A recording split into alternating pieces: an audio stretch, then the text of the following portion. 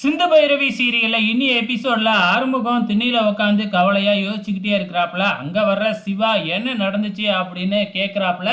மறுபடியும் வள்ளியோட கதையை நம்ம ஆறுமுகம் சொல்றாப்புல. குடிச்சிட்டு வந்தது, அதுக்கப்புறம் காரை நிப்பாட்டிட்டு ரோட்ல தூங்குனதுல இருந்து எல்லாத்தையுமே சொல்றாங்க.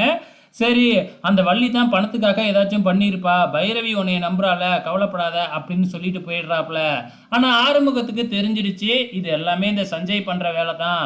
வள்ளி கூட வந்து பார்த்தீங்கன்னா நல்லவ தான் அப்படின்னு ஆறுமுகம் கரெக்டாக மனசுக்குள்ளார கண்டுபிடிச்சிட்றாப்புல. இந்த பக்கம் வந்து பார்த்தீங்கன்னா நம்ம செலியன் வந்து ஆஸ்பத்திரிக்கெலாம் போயிட்டு கட்டு கட்டிக்கிட்டு இப்போ நம்ம காயத்ரிக்கு ஃபோன் பண்ணி அங்கே என்ன நடந்துச்சு அப்படிங்கிற எல்லா விஷயத்தையுமே காயத்ரி கிட்ட அப்படியே சொல்லிடுறாப்புல.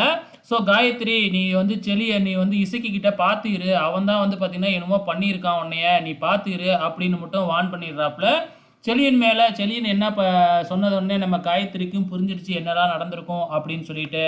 இந்த பக்கம் நம்ம சிவாவும் நம்ம சிந்துவும் கார்ல லோட லோடன்னு பேசிக்கிட்டே வருவாங்க இல்லையா, எப்பயுமே சிந்து அதே மாதிரி பேசிக்கிட்டே வந்துகிட்டு இருக்கிறாங்க.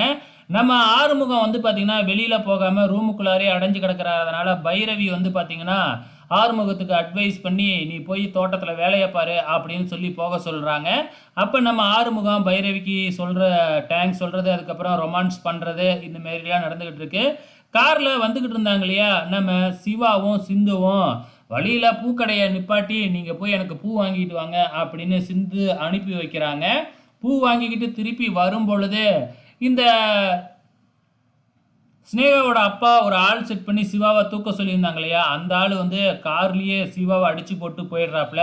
காரில் அடித்த அடியில் சிவா ஏரில் பறந்தே கீழே விழுவுறாப்புல, தலையில் அடிப்பட்டு ரத்த வெள்ளத்தில் போய்கிட்டு இருக்கு.